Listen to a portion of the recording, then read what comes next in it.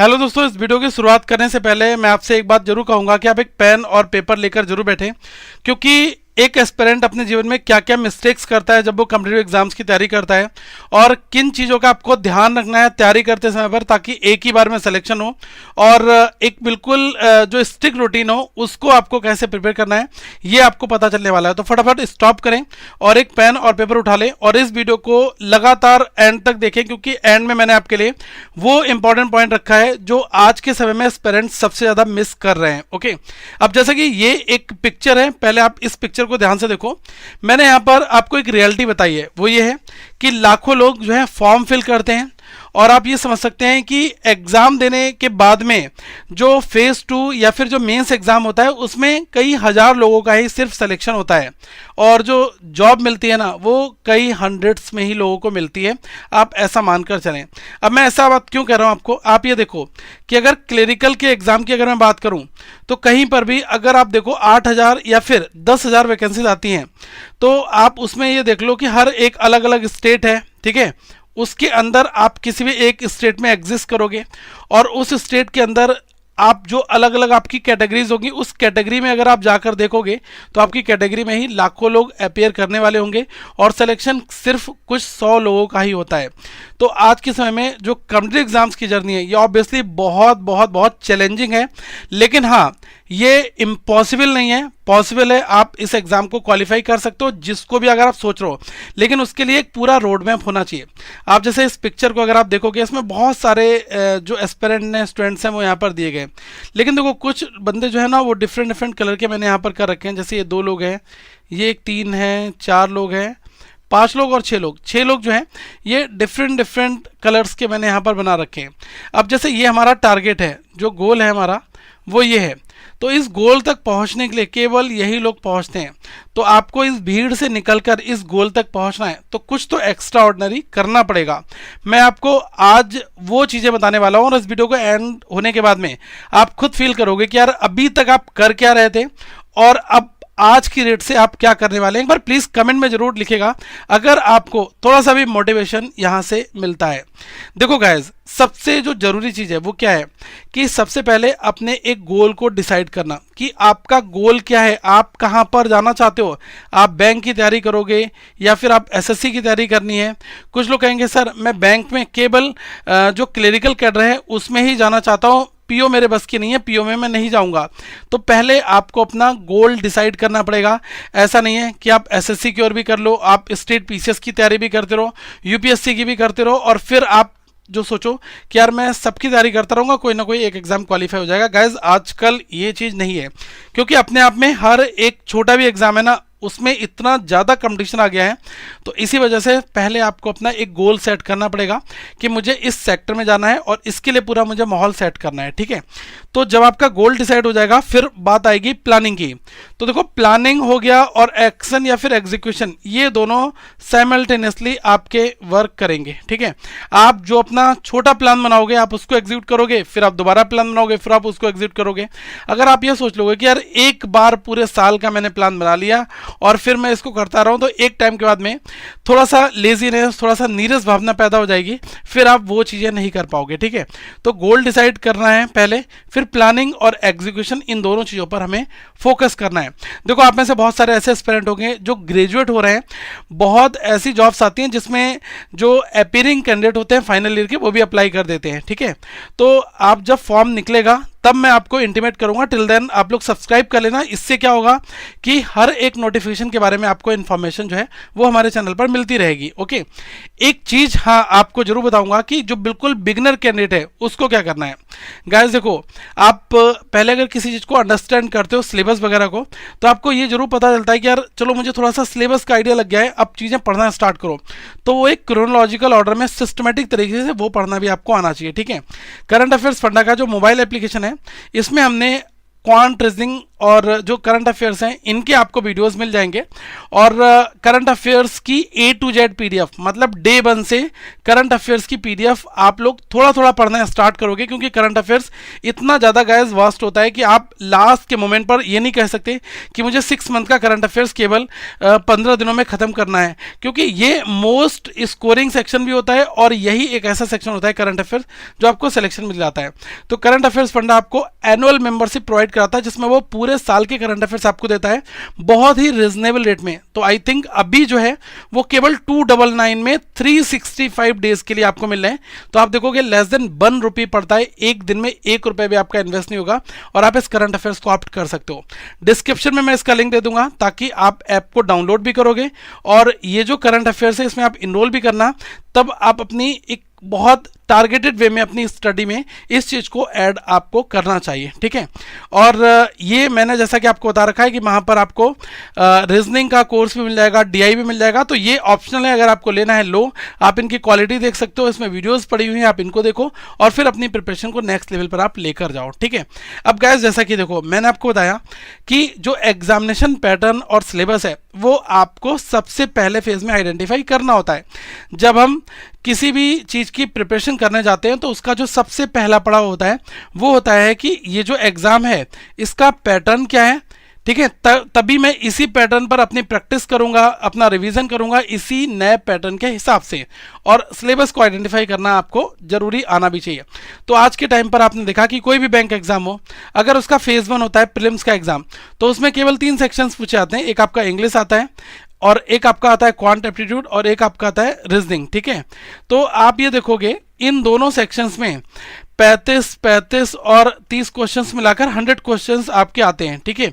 तो हम इतना जरूर मानकर चलें कि कोई भी आप प्रीलिम्स का एग्जाम दोगे उसमें ये 3 सेक्शन तो आपको मिलेंगे। तो पहले में ऐसा नहीं कि हमें बहुत टफ लेवल की प्रैक्टिस स्टार्ट कर देनी है, हमें बिल्कुल इजी लेवल को टच करते हुए आगे इंक्रीज करना है, ठीक है। हम अपना लेवल स्टेप बाय स्टेप बढ़ाएंगे। पहले हमने जैसा कि पैटर्न को आइडेंटिफाई किया, फिर हमने सिलेबस को समझा और उसी सिलेबस को हमने उठाकर जो पैटर्न दे रखा है उसी पैटर्न पर हमने प्रैक्टिस करनी स्टार्ट कर दी। अब देखो जैसे मैं बता रहा हूँ से क्वांट है, आपको पता लगा कि यार एग्जामिनेशन का पैटर्न क्या रहता है कि क्वांट सेक्शन में 10 क्वेश्चन सिंप्लीफिकेशन के आते हैं। तो जो सिलेबस दे रखा है उसमें सिंप्लीफिकेशन पर हम ज़्यादा फोकस करेंगे क्योंकि 10 मार्क्स यहाँ से मिलेंगे। अप्रॉक्सीमेशन 5 क्वेश्चन आ जाते हैं या दोनों मिलाकर 10 में आ जाते हैं, तो हमें अप्रॉक्सीमेशन भी करना है, क्वाड्रिक क्वेश्चंस भी बनाना है, हमें DI भी ज़्यादा सॉल्व करनी है, अरिथमेटिक भी करना है। तो इसमें हमें आइडिया ये लग जाता है कि पढ़ना किस तरीके से, क्या क्या चीज़ें कितने कितने टाइम के लिए, ताकि हमारा सिलेबस ऑन टाइम पर कवर हो जाए, ठीक है। और जो आपको लगता हो कि यार मेरा ये वाला सेक्शन बहुत वीक है, मुझे कम समझ में आता है, उस पर हमें ज़्यादा टाइम देना है, ठीक है। तो हमेशा किसी भी एग्जाम को तैयार करने से पहले उसका पैटर्न, सिलेबस, उसकी आपको प्रिपरेशन करनी जरूरी होती है, ठीक है। अब नेक्स्ट लेवल पर आप आ जाओ, वो है आपका अगला फेज जो है वो है स्टडी प्लान, ठीक है। देखो गाइस, विदाउट एनी प्लानिंग कोई भी अगर आप काम कर रहे हो तो जो आपकी मंजिल है ना, या तो वो बहुत देर से मिलेगी या तो वो मंजिल नहीं मिलेगी, दोनों चीज़ें हो सकती हैं। लेकिन अगर आप एक स्टडी रूटीन अपना बना रहे हो तो ये श्योर है कि थोड़ा सा देर से जरूर मिलेगा लेकिन 100% आपको मिलेगा, ठीक है। ये चीज़ का आपको ध्यान रखना है, क्योंकि जहाँ पर स्टडी प्लान रहता है वहाँ पर हम अपनी सेल्फ मॉनिटरिंग भी कर लेते हैं और ये भी देखते हैं कि क्या हम स्टडी प्लान को फॉलो कर रहे हैं या नहीं कर रहे हैं, ठीक है। तो हमें अपना खुद का जो सेल्फ असेसमेंट है वो भी पता चल जाता है, तो इससे सिलेक्शन लेने में आसानी होती है। क्योंकि अगर स्टार्टिंग के 3 महीने आपने स्टडी प्लान को फॉलो नहीं किया तो आप 3 महीने बाद अपने आप को देखो कि यार ये क्या हो गया, मैंने फॉलो क्यों नहीं किया। फिर जो अगले 3 मंथ्स होंगे उसमें अगर आप उसको फॉलो करोगे तो दोनों में अगर आप कंपेयर करोगे तो आपको बेस्ट रिजल्ट देखने को मिलेंगे, ठीक है। तो हमेशा अपना खुद का एक स्टडी प्लान आप क्रिएट करो जो आपको सूट करता हो और उसी स्केड्यूल के हिसाब से अपने स्टडी हैबिट्स को है वो आप उस पर लेकर आओ, ठीक है। और ये जरूर आप ध्यान रखना कि अपना टाइम जो है ना एफिशिएंटली डिवाइड कर देना हर एक अलग अलग सेक्शन टॉपिक्स के ऊपर। क्यों? क्योंकि बहुत सारे लोग क्या करते हैं कि अगर वो पढ़ेंगे तो यार उनका क्वांट बहुत अच्छा तो क्वांट ही पढ़ते रहेंगे, रीजनिंग पढ़ेंगे तो रीजनिंग ही पढ़ते रहेंगे, ठीक है। बहुत कम ऐसे बंदे होते हैं जो GA वगैरह को पढ़ना स्टार्ट करते हैं। लेकिन हाँ, ये आप ध्यान रखो कि जो सेक्शन आपका वीक है उसमें थोड़ा ज़्यादा टाइम दो, ठीक है। और जो आपको बहुत अच्छा लगता हो, बहुत आराम से बन जाता हो, तो ऐसा है कि उसमें PhD तो करनी नहीं, एग्जाम क्वालिफाई करना है, तो बस उसके प्रैक्टिस सेट लगाओ और अपना काम आगे बढ़ाते रहो, ठीक है। ये चीज़ का आपको ध्यान रखना है।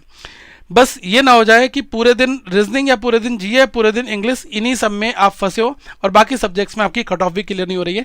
क्योंकि ये चीज़ आपको ध्यान रखना है, चाहे आपका क्वांट हो, चाहे आपका रीजनिंग हो, चाहे आपका इंग्लिश हो, इन तीनों सेक्शंस की अपनी अलग अलग कट ऑफ होती है और तीनों को आपको क्वालिफाई करना पड़ता है। ठीक है, बहुत सारे एग्जाम्स में कई जगह पर कट ऑफ नहीं होती है, कई जगह पर कट ऑफ यहाँ पर होती है। ठीक है, ये ध्यान रखना है, क्योंकि हम जो टारगेट कर रहे हैं ना, वो हर एक एग्जाम को टारगेट करते हुए की बात कर रहे हैं, चाहे वो आपका एसबीआई का एग्जाम हो, चाहे वो आपका आरबीआई का एग्जाम हो, चाहे वो रीजनल रूरल बैंक के आरआरबी पीओ और आरआरबी क्लेरिकल।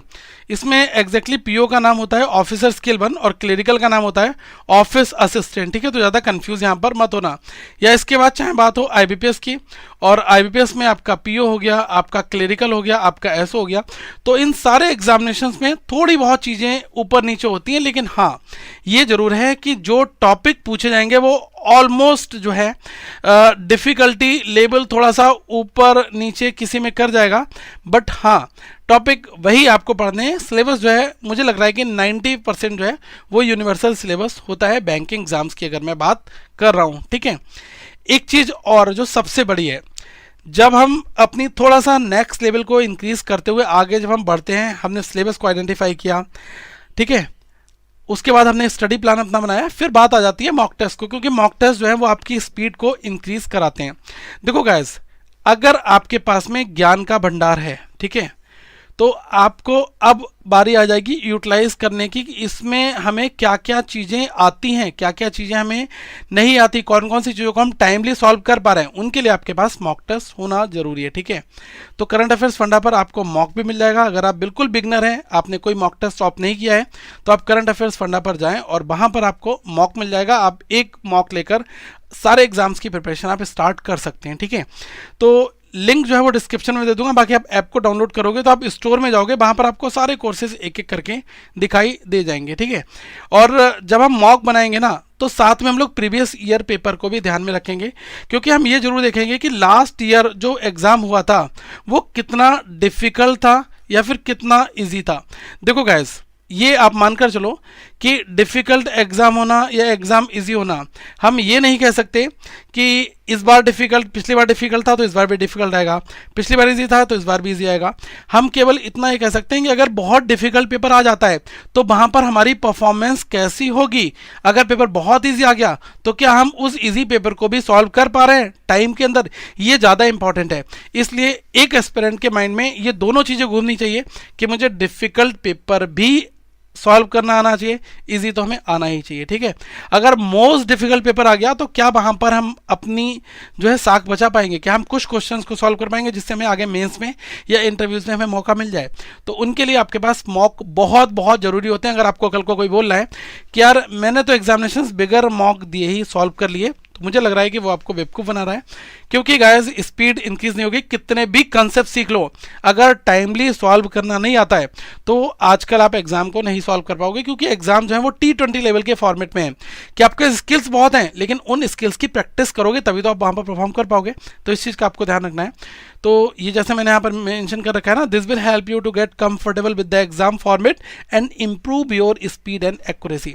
अब देखो एक चीज़ और है, बहुत जरूरी चीज़ मैं आपको बता रहा हूँ। कई बार क्या होता है, लोग क्या करते हैं कि सर मॉक देंगे लेकिन वो लास्ट में जाकर देते हैं। ठीक है, और वो किसी भी एक तरीके से ना जब वो मॉक को बनाते हैं तो वो किसी भी टाइम पर शुरू हो जाते हैं, खाना खाते हुए एक क्लिक कर दिया, थोड़ा सा बाहर चले गए, ये नहीं गाइस। ठीक है, आप ये मानकर चलो कि मुझे मॉर्निंग में 10 बजे बैठना है तो मुझे हर दिन 10 बजे अपना एग्जाम देने स्टार्ट कर देना है। ठीक है, आने वाले टाइम पर जब आपका एडमिट कार्ड जारी हो जाए, ठीक है, तो एडमिट कार्ड में अगर आपकी टाइमिंग लिखी है 2:30 की कि 2:30 पर आपका एग्जाम स्टार्ट होगा, तो अब आप लास्ट के डेज में 2:30 पर ही अपना एग्जाम डेली दो और प्रॉपर एक टेबल लगाओ और वहाँ पर एक चेयर डालो और तब आप एग्जाम देना स्टार्ट करो। क्योंकि इससे क्या है कि पूरा आपका जो सिटिंग पोस्चर है वो एग्जाम के हिसाब से बनेगा और ये आपको ज़्यादा लंबा लेकर जाएगा। ठीक है, नेक्स्ट आ जाओ, जो एक्यूरेसी स्पीड मैंने आपको बता दिया। जब आप मॉक बनाओगे तो गलतियां भी होंगी, स्पीड भी आपकी कम ज़्यादा होगी। कई बार कुछ ऐसे क्वेश्चंस आएंगे जो इजी होंगे जल्दी बन जाएंगे, बहुत टफ होंगे जो काफ़ी टाइम लगाएंगे। इन चीज़ों को बैलेंस करने के लिए आपको ध्यान रखना पड़ेगा कि हम हर एक चीज़ अच्छी तरीके से करें। और देखो, कभी भी कोई भी एग्ज़ाम, आप ये मिथ माइंड से निकाल देना कि मैं तुक्के या गैस मार दूंगा तो मेरा पेपर क्वालिफाई हो जाएगा, गैस नहीं होगा। अगर आप 100 क्वेश्चन बनाकर आ रहे हो, ठीक है, तो 100 में से जो आपको अगर 85 to 90 अगर आते हैं तभी आपका एग्ज़ाम क्वालिफाई होगा। अगर आप सोचो सर मुझे 50 तो बिल्कुल ठीक आते हैं, 40 में मैंने गैस मार दिया तो मेरा पेपर क्वालिफाई जाएगा, ऐसा नहीं होगा, ठीक है। तो हमें ध्यान रखना है कि एग्जाम को देना है और प्लस साथ में जो अपनी एक्यूरेसी और अपनी स्पीड, इन दोनों को भी फोकस करके रखना है। और ये दोनों चीज़ कहाँ से आएंगी? Work on improving your speed by solving more questions, ठीक है। जितने ज़्यादा क्वेश्चन सॉल्व करोगे उतनी ज़्यादा आपकी स्पीड बढ़ेगी और आपकी एक्यूरेसी बनेगी। क्यों? क्योंकि आप जो है अलग अलग डायनेमिक कंटेंट को टच कर रहे हो, ठीक है, आप वेराइटीज़ को सॉल्व कर रहे हो। एक टॉपिक है और इस टॉपिक के अगर 15 वैरायटी के क्वेश्चंस हैं, तो अगर आपने हर एक वैरायटी के क्वेश्चंस को सॉल्व कर लिया तो इसका मतलब आपका टॉपिक क्लियर हो गया, ठीक है। ऊपर ऊपर से ट्रेवल नहीं करना है, हमें टॉपिक के अंदर घुसना है और पूरे टॉपिक को अच्छे समझना है, ताकि अगर एग्जामिनर कोई भी घुमा फिरा कर क्वेश्चन पूछेगा तो गाइस हम वहाँ पर सॉल्व कर लेंगे, ठीक है। तो यही चीज़ें हैं कि आपकी जो स्किल्स हैं उनको इम्प्रूव करेंगे और जो आप सिली मिस्टेक्स करोगे उनको ये अवॉइड करेंगी अगर आप अपनी होम प्रैक्टिस घर पर ज़्यादा से ज़्यादा करोगे, ठीक है। ये जैसा कि मैंने आपको स्टार्टिंग में बताया कि जनरल अवेयरनेस मोस्ट की फैक्टर होता है किसी भी एग्जामिनेशंस का। अगर आप ये सोचो कि यार मैं जीए को तो साइडलाइन कर दूंगा, एग्जाम के टाइम पर पढ़ लूंगा, तो गाइस ऐसा नहीं है। आप अपना प्लान बनाओ और जो अपडेटेड करंट अफेयर्स है, national international event, banking, finance जो है, इन सबको आप अच्छे से करो, ठीक है। और वैसे करंट अफेयर्स फंडा पर आपको डेली करंट अफेयर्स मिल जाएगा पीडीएफ फॉर्मेट में। ये पीडीएफ को प्रिंट आउट भी निकाल सकते हो, वीकली आपको मिल जाएगा पीडीएफ फॉर्मेट में, मंथली भी मिल जाएगा। और जो बैंकिंग इकोनॉमी बेस्ड आपकी जो मंथली पीडीएफ है वो भी आपको मिलेगा। और बिल्कुल कंटेंट अप टू डेट रहता है, 2022, 2021, 2023 के सभी करंट अफेयर्स मिलेंगे। अब जैसे कोई पर्सन है जो गैस मार्च में इस सब्सक्रिप्शन को अगर लेता है तो मार्च 23 से लेकर उसकी जो वैलिडिटी है वो गैस होगी मार्च 2024 तक। तो इस बीच में जितने भी एग्जाम्स आएंगे सारे के सारे कवर होंगे इस 1 ईयर मेंबरशिप के अंदर। इसमें डेली जो पीडीएफ फाइल्स हैं वो अपडेट होती हैं और पीडीएफ को आप प्रिंट आउट निकाल सकते हो, लैपटॉप डेस्कटॉप पर भी आप इन फाइल्स को व्यू कर सकते हो, ठीक है। तो ये आप इस तरीके समझ सकते हैं। और हाँ, रेगुलर रिवीजन, देखो गाइस आप कहोगे सर आपने इतना कुछ बता दिया, अब आप रेगुलर रिवीजन को भी बोलो। रेगुलर रिवीजन क्या करनी है? 6 बजे से लेकर सुबह के 8 बजे तक जो 2 घंटे मिलते हैं ना, आप ये देखो ना कि कल की डेज में क्या क्या पढ़ा था, इंपॉर्टेंट की पॉइंट्स बनाओ और उनको आप रिवाइज कर दो। ये क्या करेगा ना, आपका कॉन्फिडेंस कभी लूज नहीं होने देगा। क्यों? क्योंकि जब आप एक टाइम के बाद में क्वेश्चंस को सॉल्व करोगे तो आपको खुद पता चलेगा कि यार मुझे तो आता है क्योंकि मैंने रिवाइज कर रखा है। अगर आप रिवीजन ही नहीं करोगे, पढ़ते जाओगे, तो वो एक जैसे ये डब्बा है तो यहाँ से चीज़ें डाली, ठीक है, यहाँ पर इकट्ठी होती जा रही है, ठीक है, तो सारी चीज़ें रिकॉल नहीं होगी। लेकिन अगर आप डेली ओपन करके देख लो इसमें क्या है, इसमें क्या है, इसमें क्या है, ठीक है, रिकॉल करके, तो वो कहीं ना कहीं पर लॉन्ग ड्यूरेबल रहती हैं, सस्टेन लंबे टाइम के लिए करती हैं, ठीक है। इस चीज़ का आपको ध्यान रखना है। और ये मैंने आपको जो बोल लिया है कि stay calm and focus during the examination. क्यों? क्योंकि बहुत सारे लोग जब एग्जाम बिल्कुल पास आ जाता है ना तो काफ़ी नर्वस हो जाते हैं और वो पढ़ाई अपनी छोड़ देते हैं या फिर नहीं कर पाते, ठीक है। हमें ये ध्यान रखना है कि एग्जाम से 1-2 दिन पहले तो थोड़ा सा रिलैक्स रहना है, ठीक है। बिल्कुल ये नहीं कि मतलब मैथ्स सॉल्व कर रहे हैं, ये कर रहे हैं, आप रिलैक्स रहो। और स्टार्टिंग के जो एग्जामिनेशंस जब आने वाला होता है तो अपनी ज़्यादातर रिवीजन करने पर फोकस करना होता है। कोई नया मत पढ़ो लेकिन रिवाइज करो तो उससे आपको बेनिफिट यहाँ पर मिलेगा, ठीक है। ये ध्यान रखना है। और एग्जाम से पहले थोड़ा सा मतलब काम रहो, फोकस रहो, क्योंकि बहुत लोग क्या करते हैं यार 2:30 बजे एग्जाम है तो सुबह मॉर्निंग में उठे और मतलब ना ब्रेकफास्ट किया, फिर छोले चावल रायता वायता खा पी के पहुँच गए, ठीक है, और एग्जाम देने जा रहे हो तो वहाँ पर वो लो एनर्जी फील कर रहे हैं या फिर उनको अंगड़ाइयाँ आ रही हैं, ठीक है। ये चीज़ का ध्यान रखना है। मतलब बिल्कुल बैलेंस डाइट होनी चाहिए। योगा भी, स्टूडेंट की लाइफ में योगा भी इन्वॉल्व होना चाहिए। हर एक चीज़ बहुत ज़रूरी है, क्योंकि आजकल जो सिलेक्शन है ना गाइस वो थोड़ा सा टफ हो चुका है। क्यों? क्योंकि लोग बहुत ज़्यादा टेक्निकल लेवल पर चीज़ों को सॉल्व कर रहे हैं और बीटेक या फिर हम ये कह सकते हैं जो टेक्निकल डिग्री वाले बंदे हैं अगर वो आ गए हैं ना तो वो चीज़ों को बहुत ही कम टाइम में अपना मतलब एक अलग लेवल पर ले जाकर सॉल्व कर ले रहे हैं। तो आपको ध्यान रखना है कि अगर उनसे आपको कंप्लीट करना है तो बहुत एनर्जेटिक मूड में आपको रहना पड़ेगा, ठीक है। तो yoga is a part of your life, इसको आपको इंप्लीमेंट करना पड़ेगा, ठीक है। अब हाँ, एग्जाम से पहले आपको ये करना है कि जब क्वेश्चन आएगा तो आपको बहुत ही ध्यान से बिल्कुल क्वेश्चन को ध्यान से पढ़ना है, बिल्कुल केयरफुली, ठीक है। अपने टाइम को इफेक्टिवली वहाँ पर मैनेज करना है और attempt the questions you are confident about the first, ठीक है। पहले उन क्वेश्चंस को अटेम्प्ट करो जिसमें आप बहुत ज़्यादा कॉन्फिडेंट फील कर रहे हो, ठीक है। तो इस वीडियो में जो चीज़ें मैंने आपको बताई हैं वो बिल्कुल अपने अंदर एकदम गांठ बांध लेनी है, ठीक है। वैसे आपका अभी तक का रूटीन क्या चल रहा है एक बार कमेंट सेक्शन में मुझे बता दो, ताकि अगर कुछ इंप्रूव करने वाला होगा तो मैं वहां पर बता दूंगा, ठीक है। और जो करंट अफेयर्स फंडा का ऐप है आप इसको इंस्टॉल कर लेना, डिस्क्रिप्शन में आपको लिंक दे मिल जाएगा वहां पर। और जो ये डेटा इंटरप्रिटेशन है ये भी 299 में है, और कंप्लीट रीजनिंग है ये भी 299 में है, जिसमें आपको बिल्कुल 0 टू एडवांस लेवल का पढ़ाया जाएगा, और प्री प्लस मेंस का है ये। और करंट अफेयर्स जो है ये तो गाइस बिल्कुल रामबाण है आपके एग्जाम्स के लिए, क्योंकि हमने बहुत डिटेल्ड एनालिसिस दे रखा है करंट अफेयर्स का।